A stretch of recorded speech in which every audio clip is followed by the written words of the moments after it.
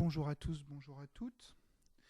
Nous nous retrouvons aujourd'hui pour un nouvel entretien dans notre émission Inside Law Rencontre avec la profession d'avocat. Et nous sommes reçus aujourd'hui par Madame la bâtonnière Anne Cadiofeit, ancienne bâtonnière du barreau de Bordeaux. Alors nous avons fait le cabinet champêtre avec Maître Cazé. Nous faisons un cabinet citadin, presque britannique. Ça ne lui déplairait pas, avec vous, Madame la bâtonnière, en plein cœur de Bordeaux, dans cette belle rue qui est la rue Vitel-Carl, et pour discuter donc bien entendu de la profession d'avocat. Et avant d'entamer notre introduction, je vais me permettre de revenir un petit peu sur votre parcours. Un parcours qui n'est à la base pas destiné à être celui d'une juriste, puisque vous naissez dans une famille de scientifiques. Et ce n'est au lycée que, sous l'impulsion de votre professeur de philosophie, vous dirigez vers des études de droit, même si vous avez une première hésitation avec le journalisme. Suite donc à votre baccalauréat, vous intégrez la faculté de droit, pour laquelle vous obtenez votre maîtrise, en 1982, puis un DEA en sciences criminelles et criminologie, donc l'année suivante, avant d'intégrer l'IEJ, l'Institut des études judiciaires, et vous prêtez serment, vous devenez avocate en 1985. Une fois ayant intégré la profession d'avocat, vous allez avoir une activité assez importante au niveau régional puis au niveau national pour défendre cette profession, pour participer à l'animation politique entre guillemets de cette profession. Et vous devenez enfin, en 2012, vous êtes bâtonnière désignée pour une année de dauphinat puis un mandat de 2 ans de l'ordre des barreaux des avocats de Bordeaux, la première fois qu'une femme est désignée bâtonnière en 552 ans, j'ai bien noté la date, 552 ans d'existence de ce vénérable barreau. Pour la première question, alors nous remercions Steven qui est à la technique. Pour vous interviewer, outre Steven à la technique, nous avons donc Charlotte qui représente l'association Acting Juris avec laquelle nous coproduisons cette émission, et donc votre serviteur. Et puis nous avons un public, puisque nous avons votre charmante stagiaire qui est là avec nous. Charlotte, pour la première question peut-être. Bonjour Madame la bâtonnière. Pouvez-vous nous dire pourquoi vous avez choisi la profession d'avocat ? Probablement, d'abord bonjour, probablement parce que j'avais un certain goût pour défendre ce qui me paraissait devoir être juste. J'avais déjà développé lors de l'adolescence et à l'université je dirais pas quelques talents, mais en tout cas quelques velléités de participer au débat en étant représentante des élèves, en ayant été élue également au conseil de l'université. C'est un métier qui m'a interpellée parce que j'étais également admirative d'avocats célèbres. Et pour les citer, il y avait d'abord eu Gisèle Halimi qui m'avait marqué à l'occasion de mon adolescence et effectivement à la fin de ma scolarité en secondaire. C'était alors le grand débat sur le droit des femmes, le débat sur l'IVG avec la loi de Simone Veil. Et puis, ce sera, à partir de 1981, le débat sur l'abolition de la peine de mort, auquel je m'étais déjà intéressée avant, et qui va être mené par cet immense avocat qui est Robert Badinter.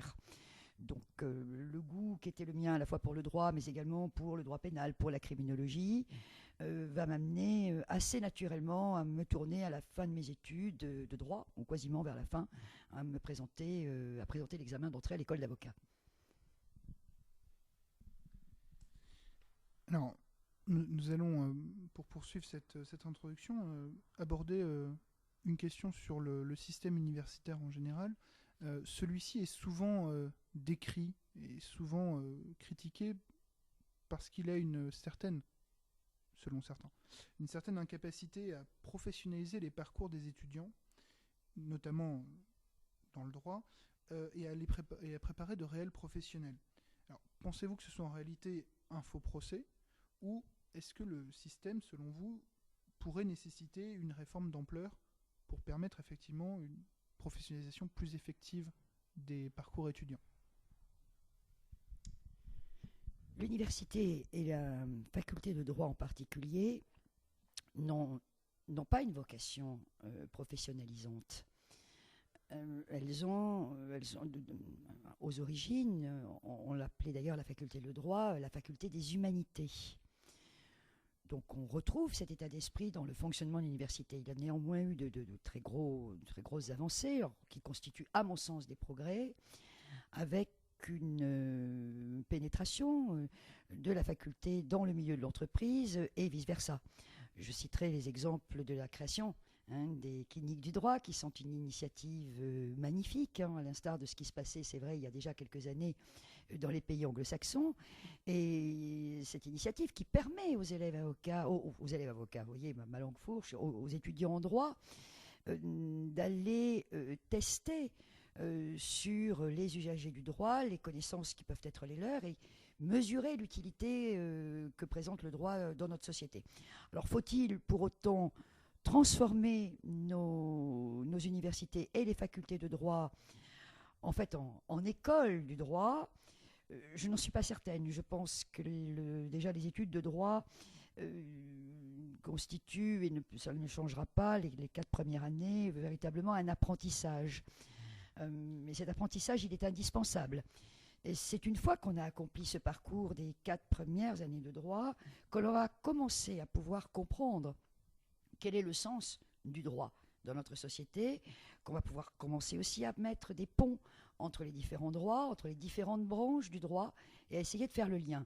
Mais cet apprentissage, il est long, un peu comme peut l'être la médecine, et je ne pense pas qu'en le professionnalisant, on pourrait se pénétrer de ce qui doit animer véritablement un avocat, mais d'autres professionnels de droit, c'est-à-dire un esprit de juriste. Le droit n'est pas un produit. Je ne sais pas si c'est une science ou si c'est un art, mais on peut considérer que ce sont les deux. Alors bien sûr qu'il faut encourager, soutenir les initiatives qui ont été prises désormais, et en particulier par la faculté de Bordeaux, mais également par cette organisation en son sein qui s'appelle le Forum Montesquieu, et qui crée tous ces ponts, tous ces liens avec ce qu'on appelle la société civile. Mais j'avoue ne pas personnellement souhaiter, pour les raisons que je viens d'indiquer, une vocation uniquement professionnalisante de l'université. Concernant la profession d'avocat, pensez-vous, comme le bâtonnier de Paris, qu'il serait nécessaire de la réformer? On pourrait notamment penser à l'émergence d'un numerus clausus qui aurait un impact important sur le CRFPA. Le numerus clausus est une proposition démagogique. Il est exact qu'il y a beaucoup d'avocats en France, beaucoup moins que dans d'autres États de l'Union européenne, par rapport au nombre d'habitants.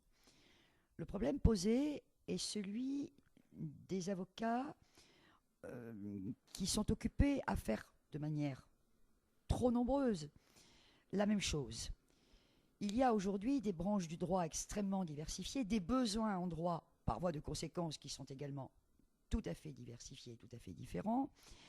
Et ce sont ces besoins-là qu'il faut servir. Alors, est-ce que la profession d'avocat, compte tenu de sa constitution aujourd'hui en France, est à même de pouvoir servir tous ces besoins de droit qui sont grandissants, notamment dans le domaine professionnel?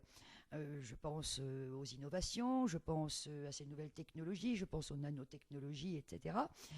Ça, je n'en suis pas certaine pour l'instant. Donc il faut que nous appréhendons à travers une autre lecture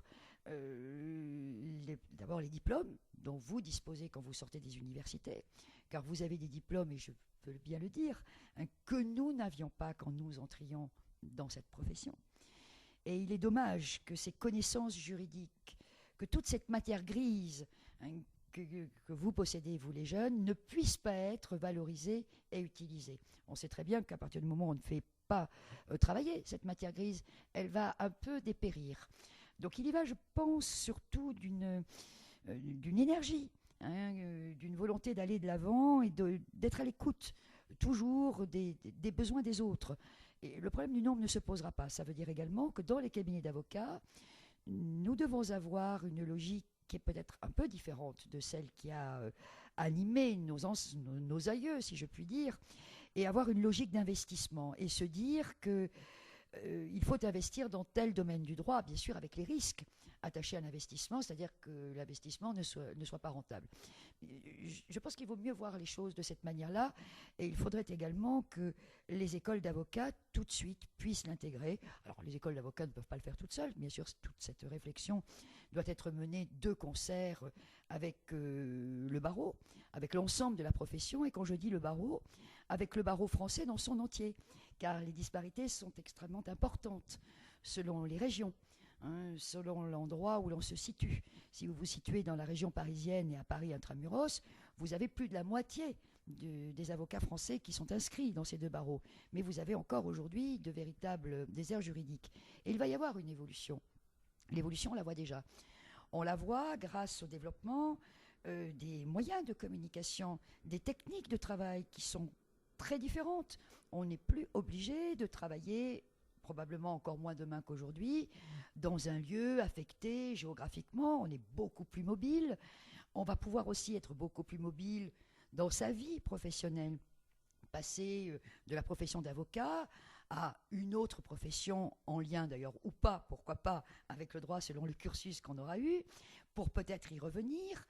Il n'y a pas d'ailleurs que dans la profession d'avocat que la chose évolue de cette manière-là. Il faut anticiper sur toutes ces nouveautés qui font plus que nous attendre, qui sont déjà là. Je crois tout simplement que la profession d'avocat doit évoluer comme évolue le reste de la société. Nous devons être au diapason des besoins de la société et de ce qu'elle est et de ce qu'elle devient. Merci Madame la Bâtonnière. Alors, nous allons clore ici notre introduction et entamer une première partie sur la profession d'avocat.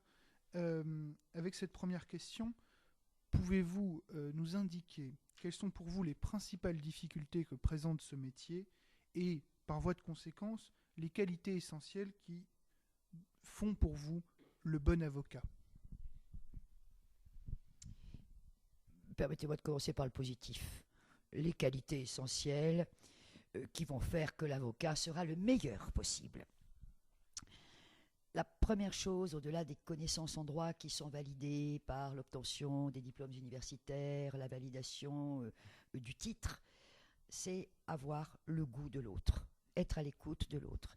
Et quand je dis de l'autre, c'est l'autre avec un grand A, c'est-à-dire suivre les évolutions de la société, rester vivant, rester en contact avec les réalités. Ça, c'est la première chose. Bien sûr qu'il faut ainsi avoir des qualités qui vont être entretenues. C'est savoir conserver le secret, puisque nous sommes tenus au secret professionnel. Il y a des cas dans lesquels cela peut être lourd. On peut y remédier en travaillant à plusieurs. Je vois mal comment aujourd'hui on peut travailler seul. Voilà. Alors, quelles sont les principales difficultés ? La difficulté essentielle, elle est probablement liée à l'appréhension de ce métier dans son autre aspect, c'est-à-dire l'aspect entrepreneurial. La profession d'avocat est une profession libérale, et donc tout avocat est un chef d'entreprise. Les entreprises, bien sûr, peuvent avoir des dimensions tout à fait différentes. Il y a peut-être des micro-entreprises, et puis il y a des très grandes entreprises, il y a même des entreprises internationales. Et cela est une dimension qu'il faut appréhender. Alors, il faut faire un choix. Voudra-t-on un jour vouloir s'installer, c'est assumer cette responsabilité entrepreneuriale qui est lourde, mais qui l'est autant qu'elle ne l'est pour n'importe quel entrepreneur, dans quel que soit le domaine d'activité dans lequel il œuvre. Voilà. Ça, c'est aujourd'hui une mesure qu'il faut vraiment appréhender lorsqu'on décide d'intégrer cette profession et qui a vocation à faire qu'un jour on sera installé, et quelles que soient les modalités, soit de manière tout à fait indépendante et individuelle, soit en association, et il faut faire fonctionner la machine pour que la machine puisse être rentable. Juste, je vais me permettre de glisser une petite question subsidiaire. Est-ce que dans ce cas-là, il ne serait pas nécessaire d'insister peut-être plus avant, alors peut-être plus à l'école d'avocat, c'est certain, qu'à la faculté, mais sur des questions d'appréhension de ce caractère entrepreneurial de l'avocat par l'apprentissage de règles de comptabilité, etc., qui permettrait aux futurs avocats d'avoir une meilleure compréhension des mécanismes d'une entreprise pour pouvoir mieux gérer leur entreprise, enfin leur cabinet, qui sera donc une entreprise. Votre observation est très juste. Elle vaut pour les avocats comme elle vaudra pour tous les étudiants en droit qui décideront de prendre des initiatives d'ordre entrepreneurial et que l'on intègre dans le cursus des juristes, puisque l'université de droit fabrique, pardonnez-moi pour ce terme un peu péjoratif, mais qui ne l'est pas dans l'esprit, des juristes. Il faut impérativement, et ça oui, intégrer des enseignements en matière de management, en matière de responsabilité sociétale, de ressources humaines, de gestion d'entreprise, de gestion des affaires financières, économiques. Ce serait là une initiative extrêmement heureuse et qui permettra d'ailleurs à celles et à ceux qui soit deviendront un jour des chefs d'entreprise, soit de toute façon travailleront dans une entreprise avec des responsabilités, et ces responsabilités les amèneront nécessairement à connaître et à appréhender la vision globale du fonctionnement d'une entreprise dans laquelle s'insérera la responsabilité qui est peut-être la leur. Donc oui, on doit encourager et soutenir des initiatives de la sorte.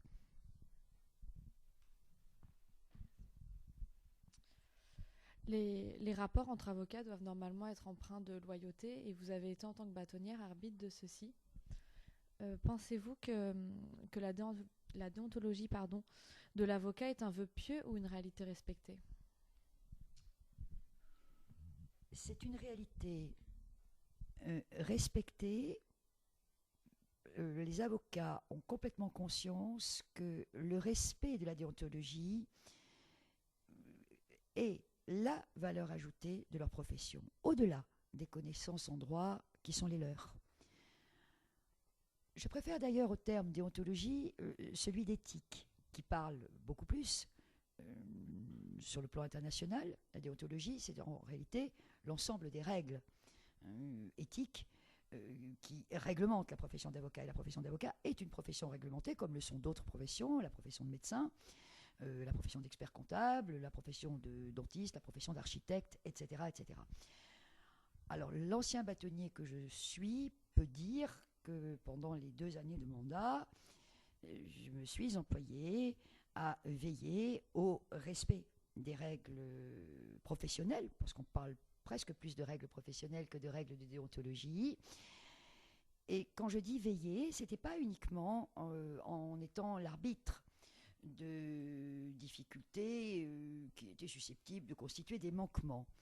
Nous avons aujourd'hui une réglementation professionnelle qui est tirée de la loi de 1971 et de tous ces décrets d'application, mais également des directives européennes, extrêmement techniques et extrêmement complexes, qui constituent, je le dis bien volontiers, un véritable droit à lui tout seul.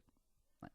Donc, il y a des interrogations qui peuvent se poser, les questions ne trouvent pas une réponse immédiatement, mais ce qui m'a frappé, c'est que l'ensemble des avocats n'hésitaient pas à poser des questions, on le sait, à partir du moment où on a commencé à poser la question, on a déjà pratiquement trouvé la réponse.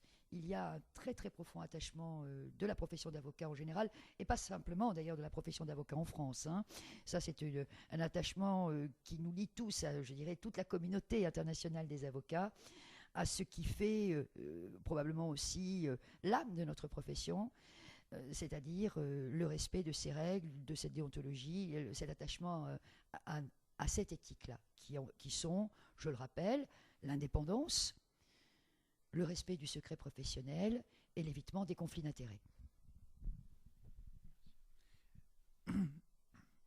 Également, dans le cadre de ces règles d'éthique, les avocats ont des devoirs particuliers à l'égard des magistrats, de respect notamment. Alors, comment décririez-vous les rapports que peut entretenir le barreau et les avocats avec les magistrats? Et diriez-vous, comme maître Tixier-Villancourt, que l'avocat doit avoir pour le tribunal tout son respect, de confiance aucune? Je ne m'appelle pas Tixier-Villancourt et Dieu m'en garde.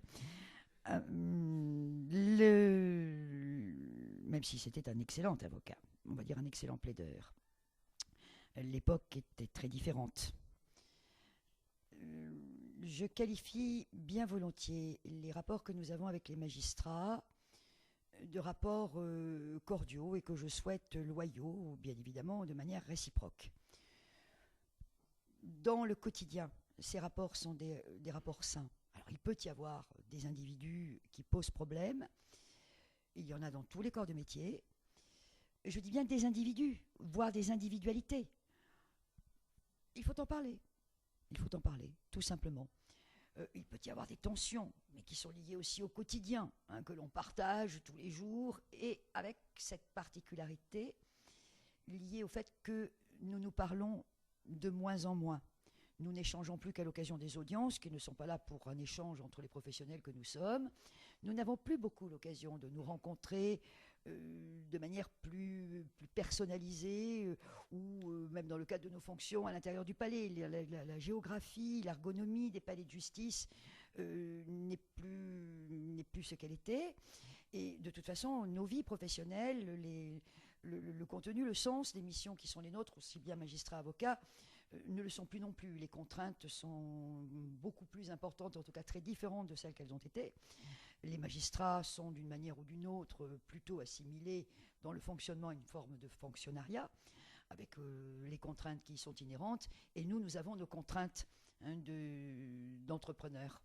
Voilà, donc, mais sinon les rapports dans l'ensemble sont plutôt bons. Alors je profite quand même de l'occasion pour dire qu'il n'est pas en revanche admissible de lire dans un rapport qui a été récemment remis le 28 juin au ministre de la Justice, M. Hervoas, que les avocats pourraient être la source d'angoisse de magistrats liées à des menaces qu'ils exerceraient parce qu'ils soulèveraient dans certains dossiers des nullités. La profession d'avocat s'émeut beaucoup des termes qui sont employés dans ce rapport, et à juste titre. Alors je crois qu'il faut rétablir la vérité. D'abord, les magistrats concernés sont les magistrats des JIRS, donc des juridictions d'instruction spécialisées, et ça concerne très peu de dossiers.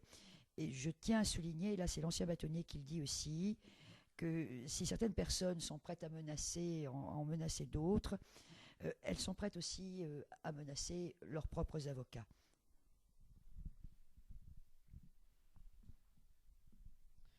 On vous décrit comme étant une personne humaniste, militante et féministe.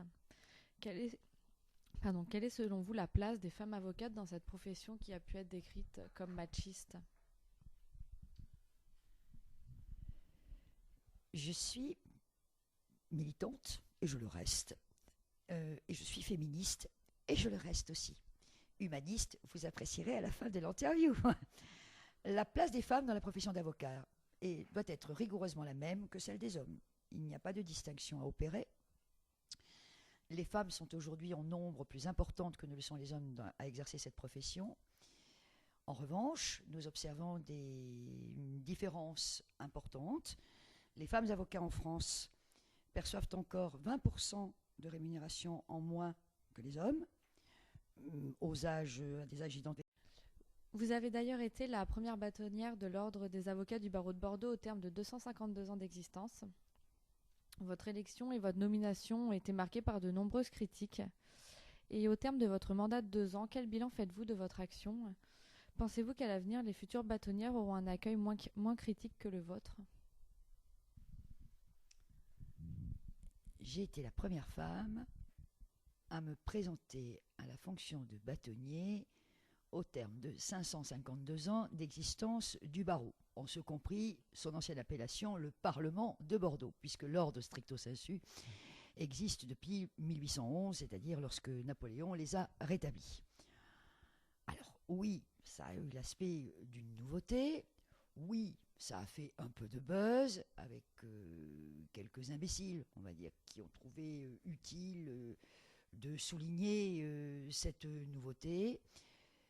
Je vous rassure en vous disant que lorsque j'ai été en fonction, je n'ai plus jamais rencontré ce genre d'observation, de critique, enfin d'idiotie, hein, prononçons le mot, et que d'ailleurs parmi ceux qui avaient pu être critiques, ils étaient très contents d'avoir un bâtonnier en se fichant éperdument du genre auquel ce bâtonnier appartenait. Les femmes doivent aller vers cette fonction, ces fonctions de représentation, de responsabilité, au même titre que les hommes. Il n'y a aucune raison de faire une différence entre les femmes ou les hommes. Les hommes ne doivent pas les dissuader, et les femmes doivent avoir, je dirais, le courage d'oser. Donc, je pense en revanche que dans les années qui vont venir, les observations qui ont pu être faites en 2012, nous ne les entendrons plus. En tout cas, nous ne les entendrons plus publiquement. Des gens qui diront des bêtises, ça y en a toujours eu. Il n'y a pas un point de latitude et de longitude sur cette terre où il n'y aurait pas je dirais de bêtises, où ce serait d'ailleurs le nœud de l'intelligence. Mais voilà, je pense que c'est désormais terminé. Il fallait bien qu'il y en ait une qui essuie les plâtres. Je les ai essuyés avec fierté et je ne regrette rien. Sur ces mots, nous allons terminer notre première partie et entamer une seconde partie sur l'actualité et l'avenir de la profession d'avocat. Alors, le contexte juridique de la profession a été marqué par l'arrivée de la loi Macron, qui a accentué dans l'esprit de beaucoup de justiciables l'aspect commercial de la profession, somme toute assez récent, notamment en autorisant la publicité des cabinets d'avocats. Alors, pensez-vous que cette évolution de la profession soit inéluctable et qu'elle soit bénéfique pour celle-ci ? La loi Macron s'inscrit dans les exigences des dispositions européennes. La France doit être en conformité avec le dispositif européen. La profession d'avocat est considérée comme une profession libérale et par voie de conséquence soumise aux règles de la concurrence, la dite concurrence devant être loyale et bien évidemment informative, juste pour le public et pour celui qu'on appelle le consommateur du droit, l'usager du droit, appelons-le comme on veut. C'est dans cet esprit que quelques dispositions ont été prises, et en particulier celles relatives à la transparence des honoraires. L'obligation pour un cabinet d'avocats, lorsque ses clients sont des particuliers, d'établir par écrit une convention d'honoraires de manière à rendre plus transparente la politique d'honoraires du cabinet, faire que le consommateur puisse anticiper, être justement informé. C'est une mesure que personnellement j'appelais de mes voeux depuis 20 ans. Donc je trouve même un peu triste qu'il ait fallu que ce soit les pouvoirs publics qui s'en emparent et que ce ne soit pas la profession d'avocat elle-même qui ait proposé cette disposition. S'agissant de la publicité, comme nous sommes une profession libérale, soumise aux règles de la concurrence et placée aujourd'hui aussi dans un environnement à la fois européen et mondialisé, il y a aussi la concurrence avec tous les cabinets, qui sont des cabinets qui exercent dans d'autres États de l'Union européenne ou de beaucoup plus loin. La publicité que nous avons la possibilité de faire reste une publicité qui doit être conforme à ce qu'on évoquait tout à l'heure, l'éthique. C'est-à-dire qui doit comporter des mentions justes, on n'a pas le droit de tromper, on n'a pas le droit d'être laudatif, on n'a pas le droit d'aller dire du mal de son voisin, mais vous savez très bien que dans la profession d'avocat, nous n'en disons jamais, surtout s'il y a du monde. Voilà. Alors, est-ce que les techniques, en revanche, de la commerçante, empruntées jusque-là par les entreprises commerciales, sont adaptées à cette profession et à l'esprit qui doit l'animer ? Je ne sais pas. Je ne sais pas. Ce que je pense, en revanche, c'est qu'il appartient à la profession d'avocat, à l'organisation, de mettre en place une véritable politique de communication vers le public sur tous les services que les avocats sont à même de rendre dans une société démocratique, dans un état de droit. Et cela devrait permettre de pallier à une forme d'inégalité entre les cabinets, c'est-à-dire entre ceux qui vont pouvoir investir dans des dépenses liées à l'appel à des agents de communication, et puis ceux qui ne le pourront pas. Alors, d'autres le font. Hein. Nous avons également une publicité qui est qui reste quand même plutôt réglementée. Reste que le public, lui, souhaite être le mieux informé possible sur toute l'étendue des besoins qui peuvent être les siens. Alors je pense que là aussi, ça nous a surpris. Nous avons tendance à considérer que tout ce qui est commercial, ce n'est pas digne. Il y a beaucoup d'entreprises qui sont parfaitement commerciales et dont les dirigeants agissent aussi avec beaucoup de dignité. Je pense que la dignité ne dépend pas de la manière dont on fait la publicité. C'est un état.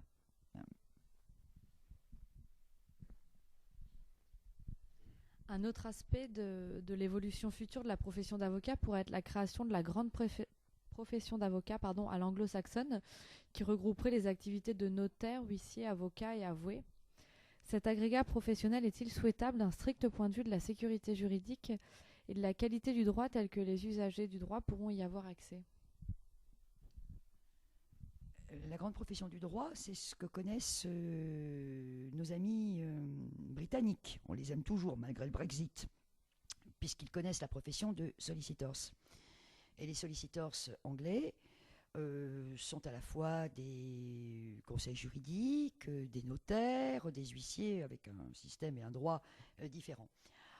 En revanche, on distingue en Grande-Bretagne complètement les solicitors, les barristers, qui sont ces avocats qui plaident et qui ne peuvent que plaider avec, on les connaît tous, avec leur perruque et une tenue qui ressemble à celle que porte l'immense majorité des avocats sur la planète.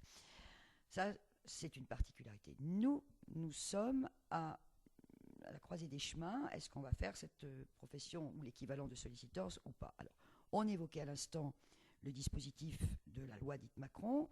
La loi Macron contient aussi des dispositions concernant ce qu'on appelle l'exercice interprofessionnel, c'est-à-dire la possibilité pour des professionnels du droit, mais d'autres branches également, de pouvoir travailler de concert.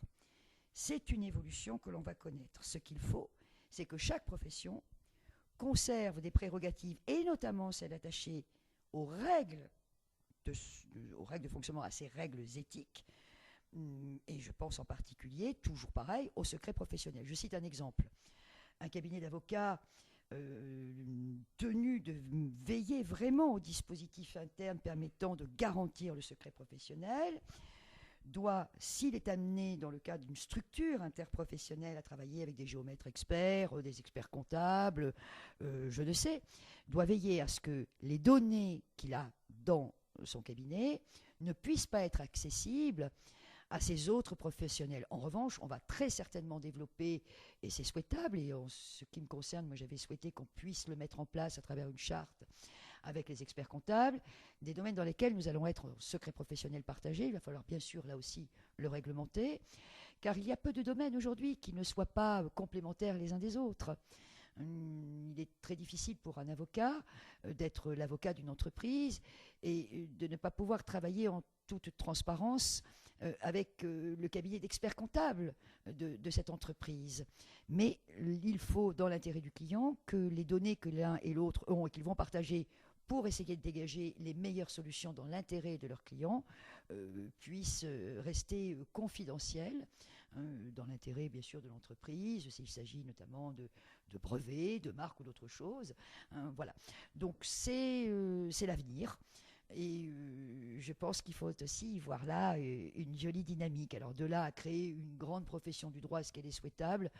C'est un peu un serpent de mer. Je crois que si on commence déjà à être de bons avocats, de bons magistrats, de bons notaires, et que nous sachions travailler ensemble, nous aurons fait véritablement des progrès inouïs par rapport à la manière dont moi j'ai connu l'exercice de ces professions il y a 30 ans lorsque j'ai débuté.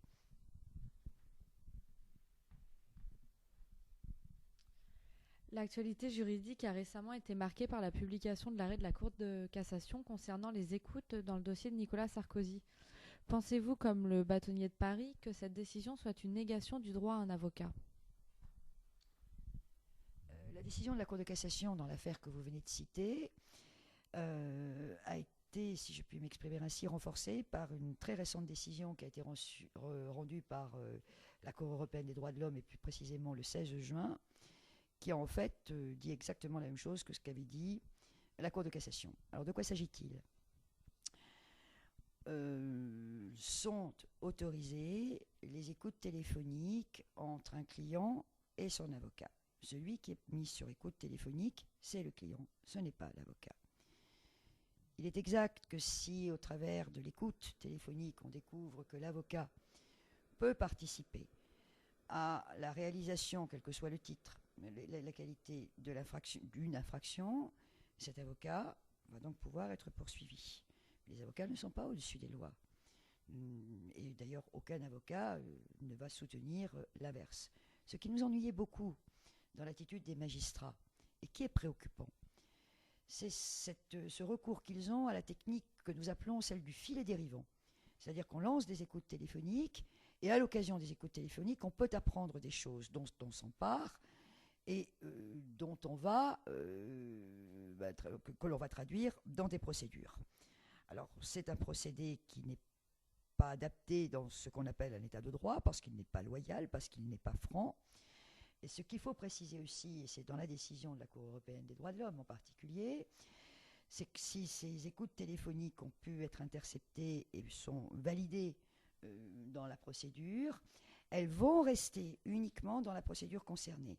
Elles ne pourront pas être utilisées dans une autre procédure, quand bien même cette autre procédure concerne des personnes qui sont impliquées dans cette première. Et ça, c'est une garantie fondamentale. Voilà. Mais nous luttons beaucoup contre cette technique des filets dérivants. Et c'est difficile pour une raison simple, c'est que nous sommes dans un état dit de droit, avec un droit écrit. Mais les techniques, les technologies permettant ce qu'on appelle vulgairement les écoutes, sont en progrès constant. Et nous sommes toujours, notre droit est toujours en retard, et pour cause, avec ces évolutions technologiques qui vont permettre d'intercepter et parfois d'appréhender et voire d'empêcher que certaines infractions, notamment liées à des actes terroristes, puissent se réaliser. Voilà. Donc nous sommes confrontés à cette difficulté-là. Mais il est exact que le secret professionnel entre un avocat et son client doit être respecté. Je rappelle que le fait de violer le secret professionnel ou de recéler le secret professionnel, c'est-à-dire de conserver des informations qu'on a eues parce qu'il y a eu un secret professionnel visé, est un délit aussi dans notre droit français. Et que des juges qui ne respecteraient pas cette règle, eh bien, eux non plus, ne seront pas exempts d'éventuelles poursuites pour violation du secret professionnel de l'avocat, tel qu'il est prévu dans le Code pénal.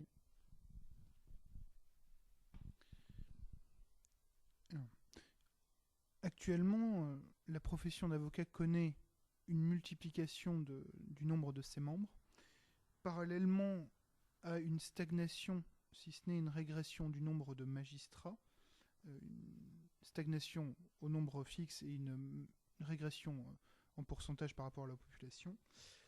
Il y a actuellement 8400 magistrats en France, un peu plus de 20 000 avocats, dont 1500 pour le barreau de Bordeaux. Comment imaginez-vous l'avenir de la profession alors que la multiplication donc, du nombre d'avocats semble aujourd'hui inéluctable dans le cas d'une justice où on aura de moins en moins de juges par rapport au nombre d'habitants? Alors, vous abordez là deux aspects. Alors, le nombre d'avocats en France aujourd'hui est d'un peu plus de 60 000. Comme je le disais tout à l'heure, répartis sur les territoires, de manière très disparate. Le nombre de magistrats est celui que vous citez, il est sensiblement égal au nombre de magistrats dont la France était dotée au début du XXe siècle. Deux évolutions possibles. On va donc rester cantonné sur le judiciaire, car sur les 60 000 et plus de 60 000 avocats, tous les avocats ne font pas du judiciaire. On va considérer que c'est à peu près, allez, pour simplifier, à peu près moitié-moitié. D'accord ? Voilà. Alors, la pénurie de magistrats, nous la dénonçons. Il n'y a pas que celle des magistrats, il y a également toute celle de tous les personnels de justice, que ce soit également les greffiers ou que ce soit les fonctionnaires. qui relève donc, qui travaille pour le compte du ministère de la Justice. Nous assistons actuellement à ce qu'on appelle une déjudiciarisation. Alors il y a eu plusieurs causes de déjudiciarisation. Il y a d'abord eu la réforme de la fameuse carte judiciaire avec la suppression, grâce à Mme Rachida Dati, si on peut s'exprimer ainsi, de juridictions qui étaient utiles pour les justiciables. C'était des juridictions de proximité et qui étaient situées dans des lieux et dans des territoires qui sont plutôt éloignés en temps des juridictions. C'est assez regrettable. Peut-on les rétablir? Je n'en sais rien.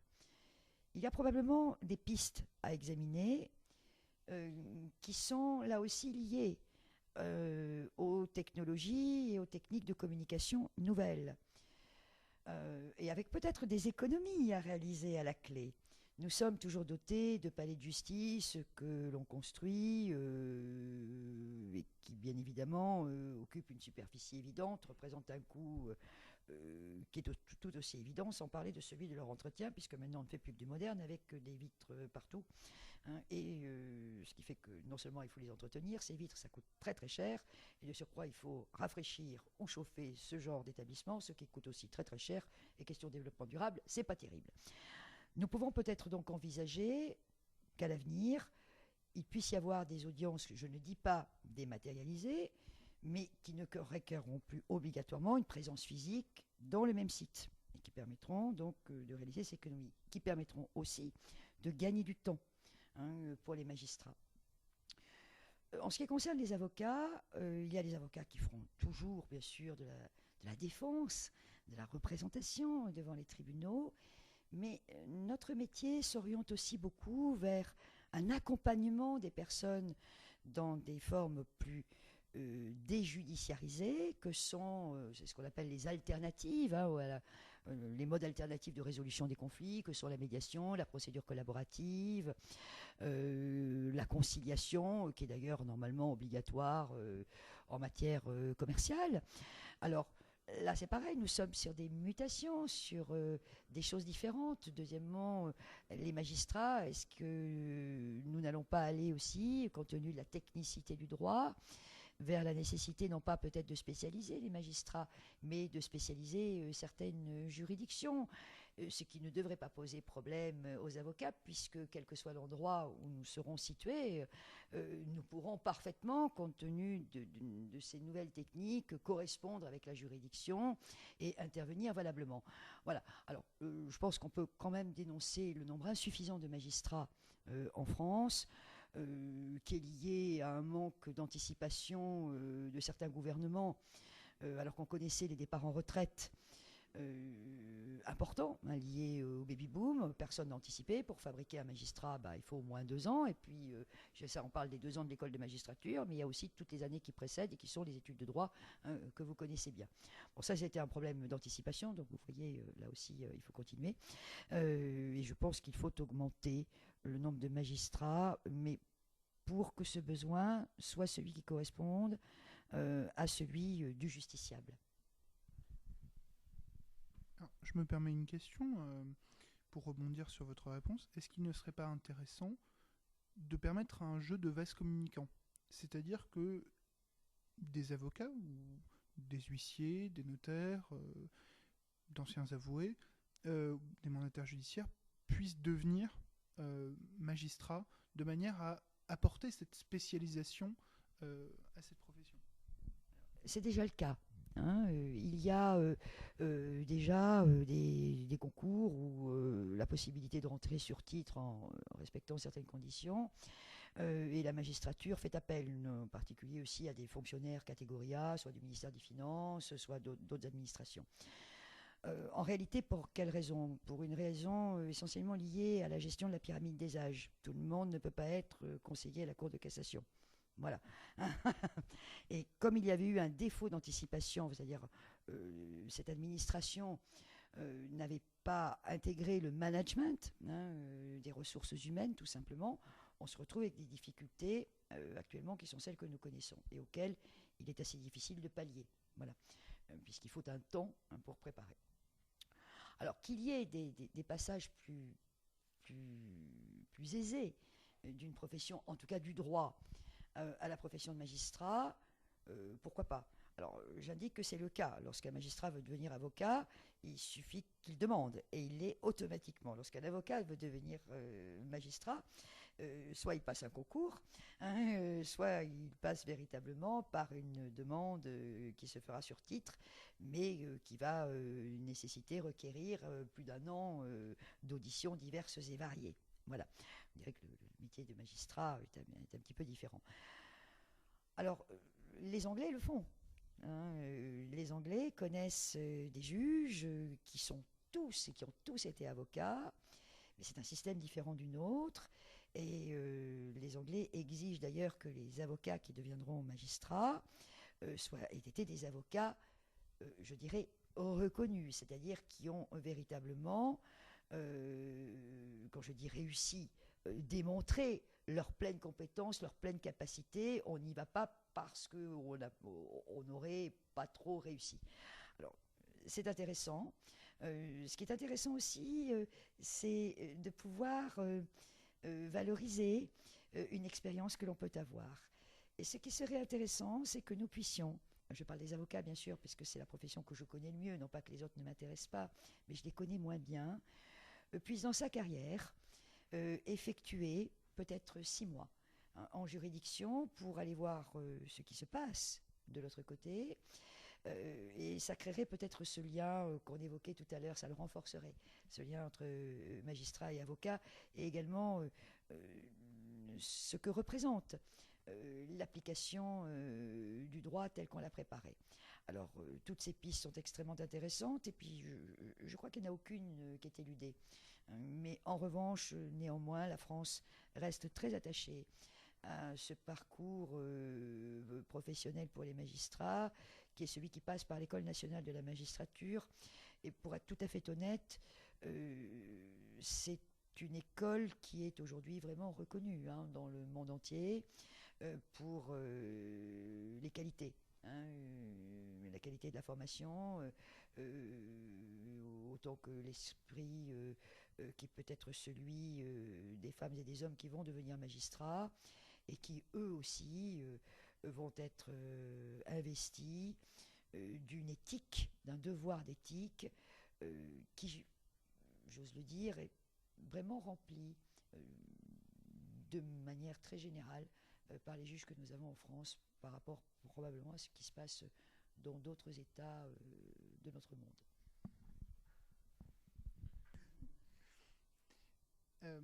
Dans le même ordre d'idée, est-ce que vous pensez que le fait d'avoir permis à des fonctionnaires, d'anciens avocats, d'anciennes personnes des professions du droit de devenir magistrats via la création des tribunaux de proximité, qui avaient pour but en définitive de permettre de créer une soupape de sécurité au tribunal d'instance, était une bonne chose, ou est-ce que ça a pu poser des problèmes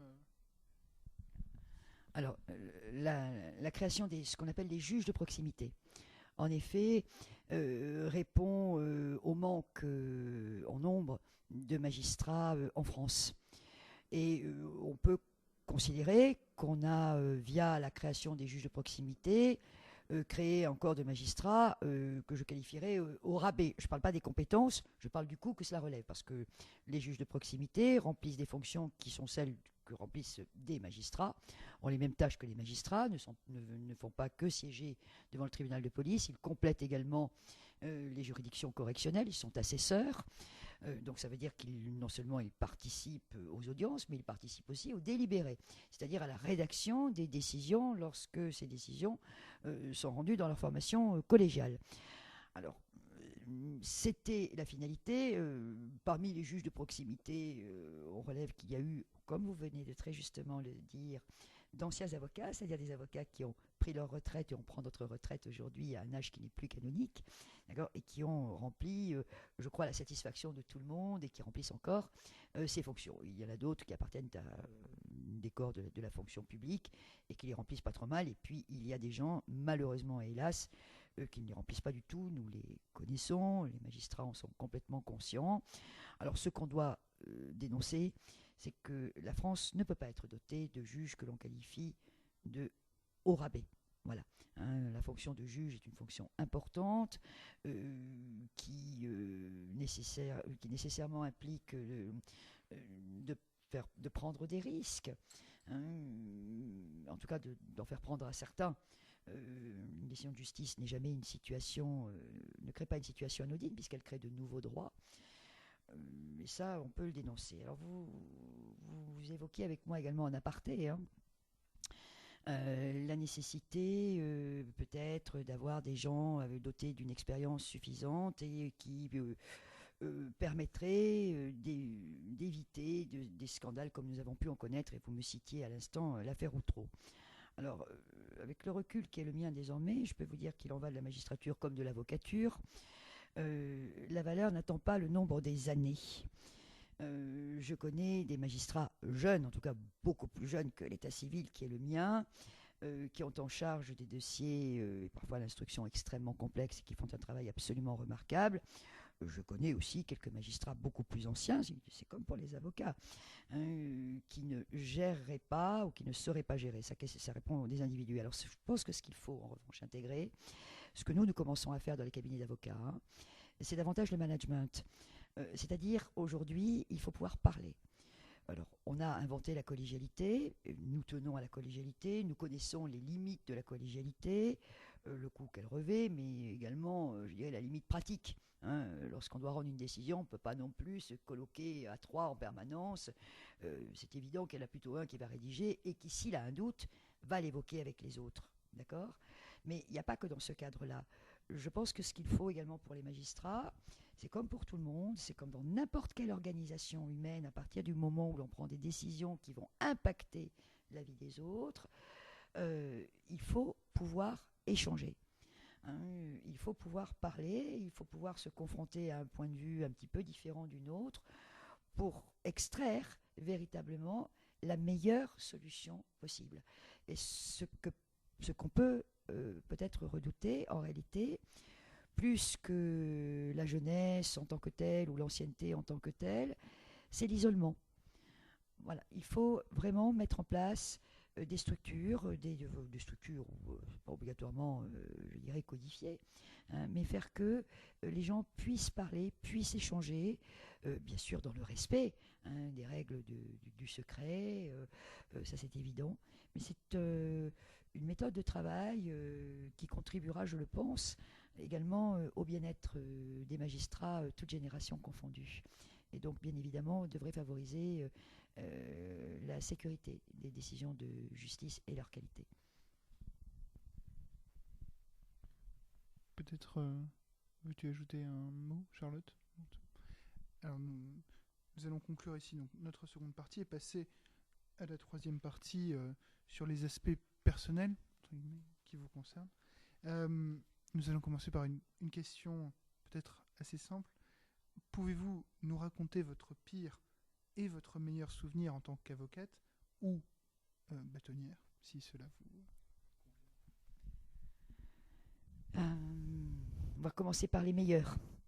Alors, mes meilleurs souvenirs, bon, peut-être que le premier meilleur souvenir, c'est ma prestation de serment. Hein, ça doit être aussi celui, parce qu'il a été partagé avec mes parents, voilà. Bon, ça, c'est le meilleur. Les très bons souvenirs sont ceux que l'on conserve, à l'inverse de ceux qui le sont moins. Les bons souvenirs, c'est d'avoir permis que des gens puissent être rétablis dans leur dignité, quels qu'ils soient, et qu'ils aient exprimé, chacun à leur manière, cette reconnaissance, mais qui en réalité était le témoignage de cette dignité retrouvée. Alors là, j'ai des visages qui défilent, des noms que je n'ai pas oubliés, et c'est la fierté de l'avocat que je suis. Parmi les autres très bons souvenirs, il y a bien sûr ces moments très forts qui ont été ceux liés aux engagements, qui sont les miens dans l'intérêt de ma profession. Ça a été mon élection à la présidence de la Fédération nationale des unions de jeunes avocats. Et ça a été bien sûr cette élection au bâtonnat qu'on évoquait tout à l'heure et qui s'est révélée être une aventure humaine unique, dans la vie de l'avocat que je suis, mais également dans la vie de la femme que je suis. Et là encore, ce qui reste, ce qui me touche, c'est la confiance que mes confrères ont bien voulu me témoigner et me témoignent encore.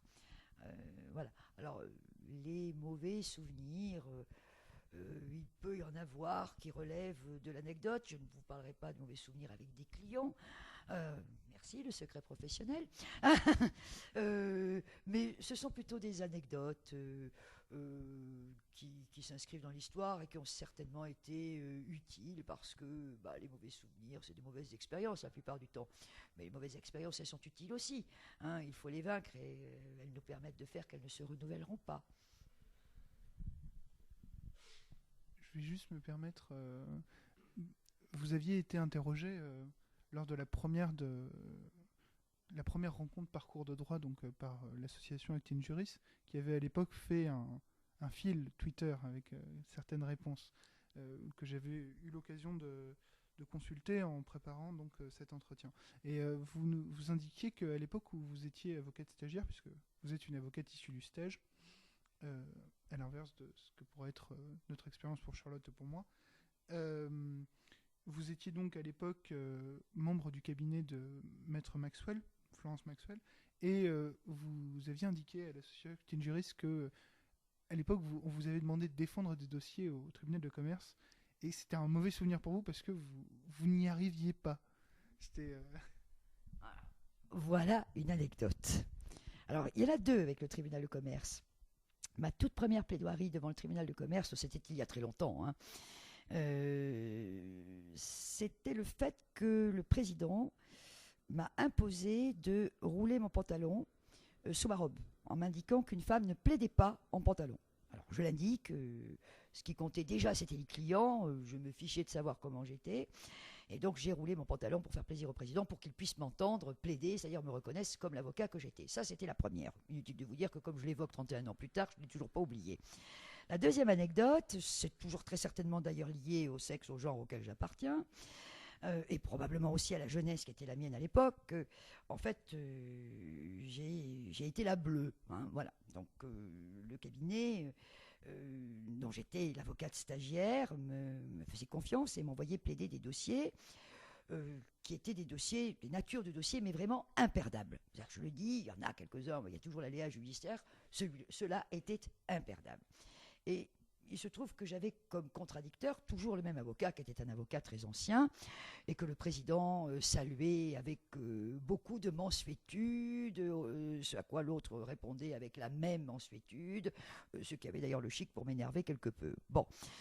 Et il m'est arrivé un jour de rentrer du tribunal en ayant encore une fois malheureusement perdu mes dossiers imperdables, qui n'étaient pas les miens, qui étaient ceux de mon cabinet, ému, et je me suis ouverte à Florence Maxwell, qui était mon maître.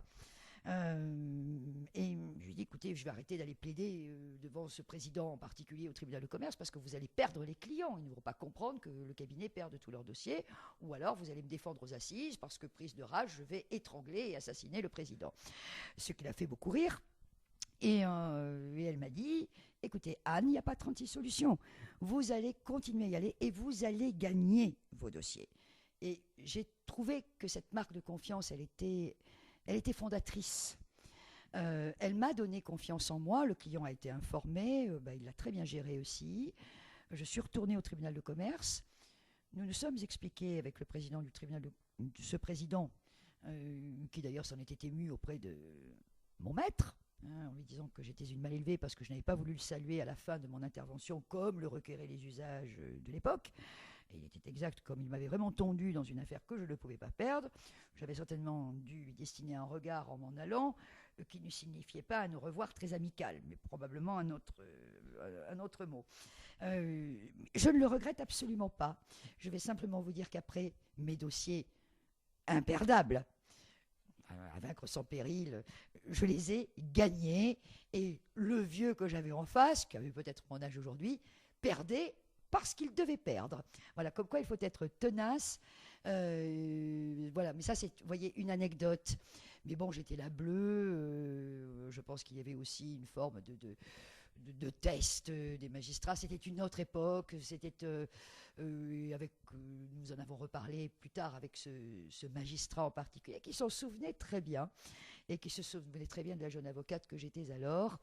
Et en fait, qui en conserve lui aussi un souvenir très amusé. Mais moi, j'avais été très angoissée à cette époque-là, et je pense que j'avais vraiment envie de l'étrangler.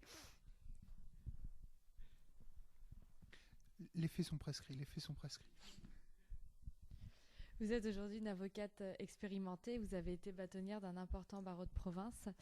Vous l'avez brièvement fait en introduction et à l'instant, mais pouvez-vous nous citer un de vos maîtres au sens intellectuel du terme ? Le maître, c'est celui qui vous apprend à vous révéler. Il ne s'agit pas de faire du clonage. Et ce qu'il y a de merveilleux d'ailleurs dans la profession d'avocat, c'est que nous devons conserver ce que nous sommes intrinsèquement. C'est là l'originalité de l'avocat, pas ce qu'on évoquait toujours, ses connaissances juridiques. C'est ce qu'il va faire passer. Alors, ce qu'il va faire passer, non seulement dans le métier qu'il fait, mais également ce qu'il va faire passer avec les gens qui vont venir lui faire confiance. Et quelle que soit la nature du dossier qui peuvent préoccuper, ça peut être bien sûr du droit de la famille, ça peut être du droit des marques, ça peut être une préoccupation en droit des affaires, une négociation. De toute façon, derrière toute situation, il y a toujours au moins deux êtres humains qui se sont rencontrés et qui vont avoir ensemble une histoire. Alors, faire que cette histoire se poursuive le mieux possible ou qu'elle s'achève le moins mal possible grâce à des solutions juridiques qui vont être adaptées. Voilà ce qui m'importe, moi, en qualité d'avocat. Mais ce qui m'importe autant, c'est que ces personnes soient satisfaites plutôt que simplement contentes d'un résultat en droit. Voilà. C'est qu'elles aient envie de pouvoir poursuivre cette vie qui est la leur et qui n'est pas la mienne, qu'ils vont m'avoir confiée momentanément, je dirais avec peut-être plus de sérénité qu'ils n'en avaient lorsqu'ils ont contacté le cabinet d'avocats, que ce soit le mien ou celui d'un autre. Voilà. Le maître, c'est celui qui va vous enseigner cela. C'est ce que j'appelle, moi, vous savez, dans ce métier, c'est un peu comme dans beaucoup d'autres. Il est inspiré aussi par l'esprit du compagnonnage. Et je regrette à ce niveau-là que l'on ait supprimé la notion de stage, pas ce qui l'accompagnait, la dévalorisation, etc. Ça devait être supprimé. Mais cet esprit est un esprit qui doit demeurer. C'est le chirurgien responsable et puis c'est le chirurgien junior. Eh bien, oui, mais dans cet esprit qui est celui de l'exercice de ce métier qui est un métier absolument magnifique, aux 1000 facettes, aux 1000 compétences, aux 1000 domaines, aux 1000 façons de l'exercer. Quand je dis de l'exercer dans son contenu. Voilà. Donc, oui, parmi mes maîtres, il y a Florence Maxwell, qui a été déterminante. Il y en a bien d'autres. En tout cas, j'ai eu la chance. J'ai eu la chance d'être considéré pendant les 5 ans du stage qui était le mien comme étant d'abord un avocat à part entière dans le cabinet, pas un sous-avocat. Dès le lendemain de ma prestation de serment, on m'a envoyé plaider un très gros dossier devant la première chambre de la cour d'appel dans la grande salle Montesquieu. Je ne vous dis pas si j'avais les genoux qui dansaient les castagnettes tellement j'avais le trac. Et en plus, j'ai eu un incident avec le confrère adverse. Là aussi, encore une autre anecdote, qui s'est amusé de la jeune bleue que j'étais. Tout ça a été réglé. Voilà. Et ça, là aussi, je pense qu'on avait plus de temps. Les magistrats l'observaient et ça les amusait quelque peu. Voilà. Donc ça, c'est l'esprit. L'esprit de notre profession et moi que j'essaye de garder dans mon cabinet avec les avocats beaucoup plus jeunes que moi, ils le sont de plus en plus d'ailleurs, ce que je déplore, avec lesquels je travaille au quotidien.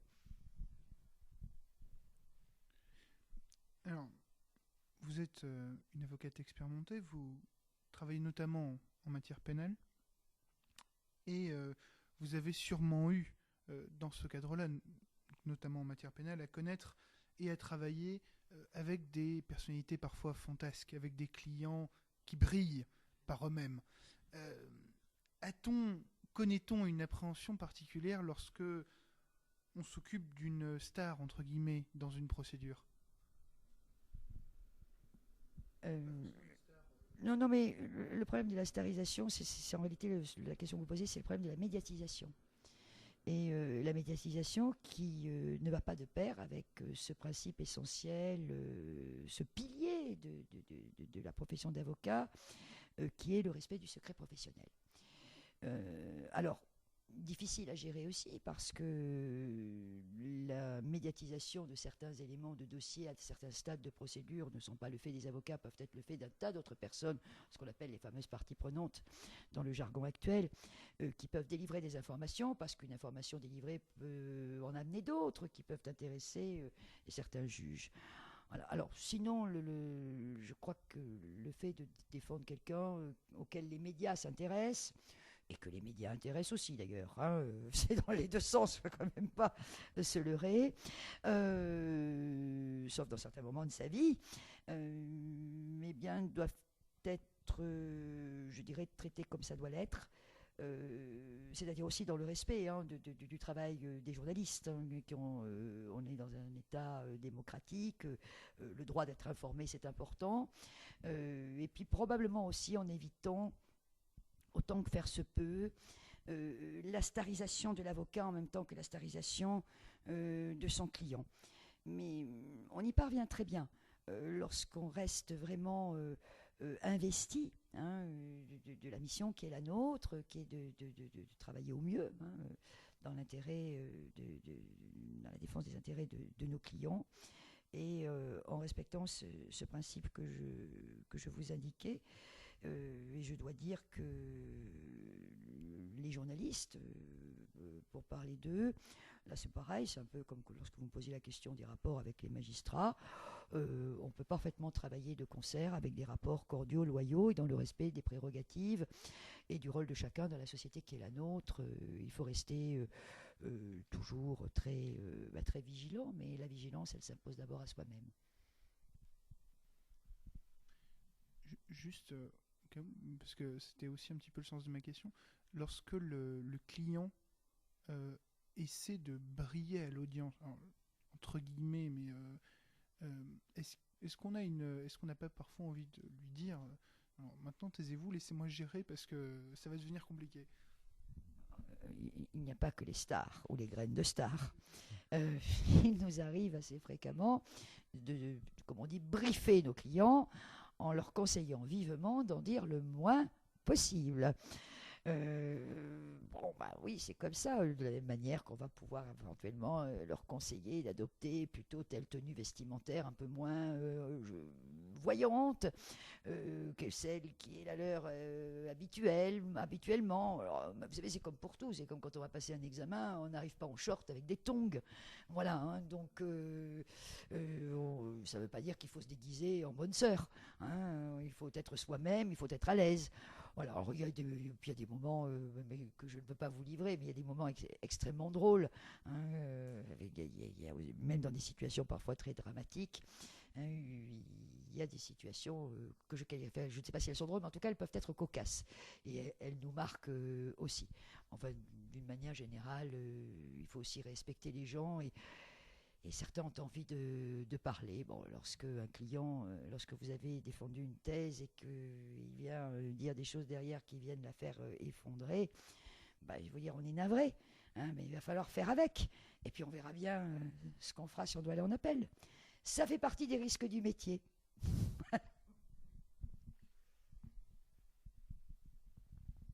Pouvez-vous nous dire ce qui vous enthousiasme encore aujourd'hui à exercer la profession qui est la vôtre ?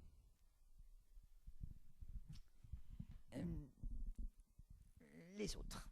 Voilà, je suis quelqu'un probablement de très curieux. J'aime observer et être dans l'évolution de ce monde auquel j'appartiens. Je rêverais d'avoir 20 ans, peut-être même 30 ans de moins, compte tenu des défis qui s'ouvrent aujourd'hui, de toutes ces activités nouvelles, de toute cette évolution de la société, de cette évolution aussi, de ce qu'on appelle la mutation sociétale, les grands choix de société auxquels nous devons faire face. Si le système binaire qu'on a connu à la fin du XXe siècle a été celui-là, il a aujourd'hui complètement disparu, mais la nature a horreur du vide, et un nouveau monde est en train de se reconstruire.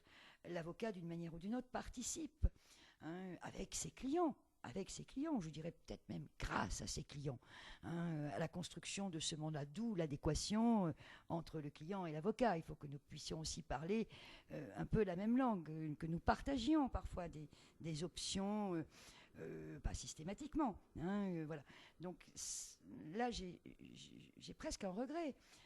C'est que le temps qui reste n'est plus obligatoirement, même si la science fait beaucoup de progrès, la même durée, la même intensité que ces 31 ans qui viennent de passer.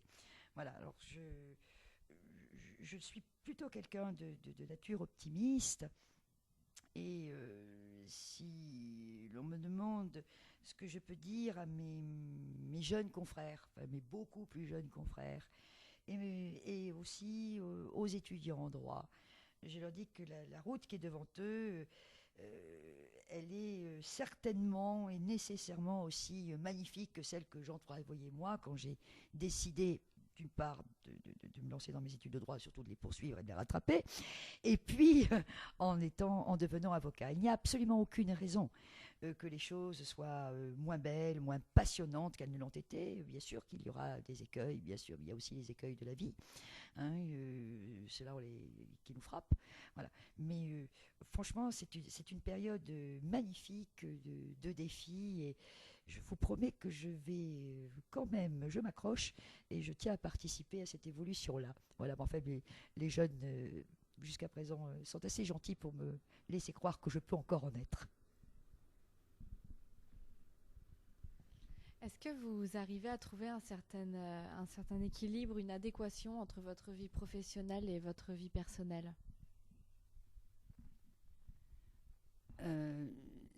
Oui. Ça relève non pas de l'effort, mais quand même d'un exercice un peu constant. Il faut savoir préserver sa vie privée. Et quand je dis sa vie privée, la vie privée d'un avocat, elle est nécessairement en lien avec sa vie professionnelle. On se lève le matin avocat, on se couche le soir avocat, on est avocat toute l'année, on est avocat toute la vie, et je crois qu'on meurt avocat même si on ne l'était plus.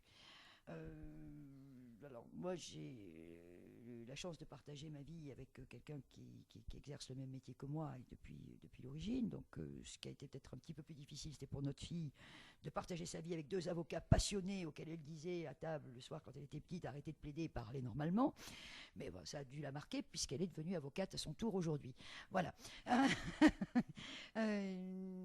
Donc après, ce qui est peut-être plus difficile à gérer, c'est pas tant l'exercice du métier lui-même que peut-être le temps lié à des fonctions de responsabilité que l'on peut avoir et qui sont également extrêmement prenantes et qui peuvent à la fois nous éloigner d'une part de nos cabinets, donc moi je suis pour des mandats relativement courts, mais également de nos familles. Voilà.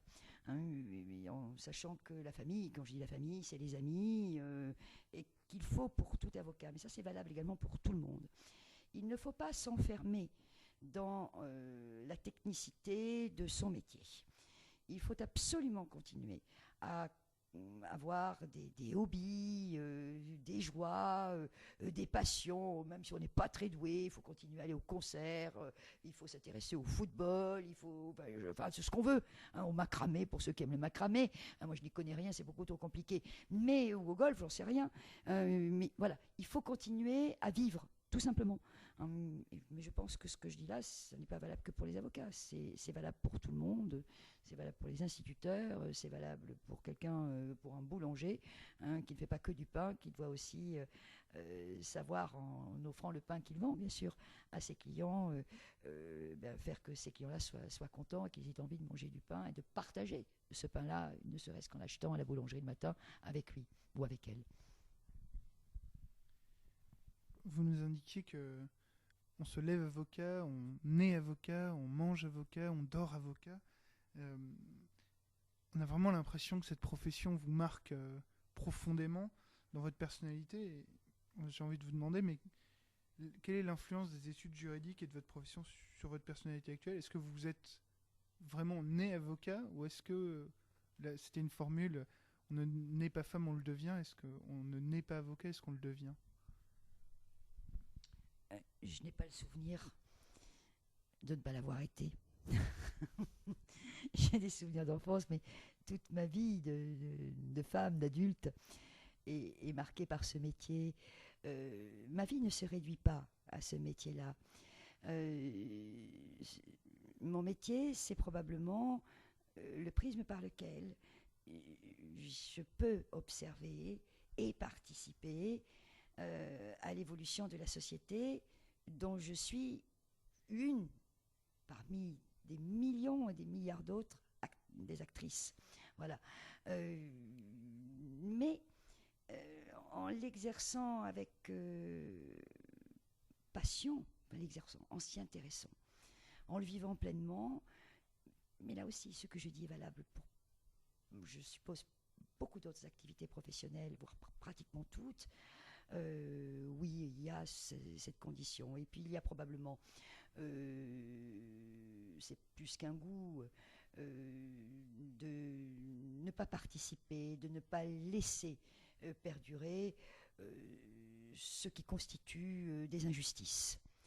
Donc, je crois que ce métier, c'est aussi un engagement social que les avocats vont exercer de manière très différente en fonction de leur personnalité, en fonction de ce qu'ils sont. Certains le feront très discrètement dans leur cabinet, mais leur discrétion ne sera pas moins importante que celle d'autres, qui est plus visible, peut-être plus engagée. Voilà. En tout cas, sur le plan du regard que l'on peut porter. Et c'est, je pense, aussi ce qui fait le ciment entre les avocats. J'ai toujours été frappée par ce lien qui nous unit lorsque nous nous rencontrons, des avocats qui exercent, des avocats américains, des avocats d'Afrique du Sud, des avocats d'Amérique latine, centrale, des avocats indiens, de tous les continents. Il y a cette langue commune que nous utilisons et que nous manions, et probablement qui est l'expression de cet esprit qui nous anime, de cette âme dont nous sommes dotés, et qui nous fait constamment participer à cette lutte contre les injustices, et qui, hélas, est loin d'être achevée aujourd'hui, et quelles que soient les spécialités dans lesquelles nous œuvrons dans notre quotidien d'avocat. Nous vous remercions, Madame la bâtonnière, et nous espérons que vous aurez encore longtemps, alors, dans la mesure, bien entendu, de votre passion, la chance de pouvoir continuer à plaider contre ces injustices et pouvoir les réparer tant que faire se peut dans votre action professionnelle. Nous vous remercions de nous avoir reçus et d'avoir accepté de répondre à ces quelques questions. Et nous souhaitons à nos auditeurs une très bonne continuation et une bonne fin de journée. Merci.